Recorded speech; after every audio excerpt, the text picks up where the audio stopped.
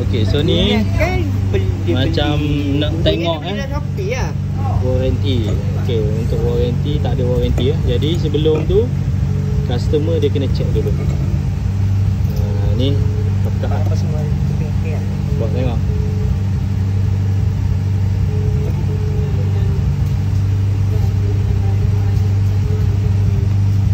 Okey, tengok belakang. Okey, tengok belakang. Mana ni?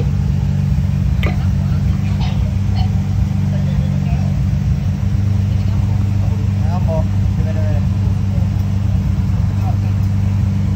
Kipas apa semua okey. Oh. Ada kipas tepi-tepi mana ada gas Cuba tengok belah depan pula. Kipas ada goyang ke tak, ada gas ke tak, tengok. Clear Potong-potong tu biasa lah. Barang kita dah potong.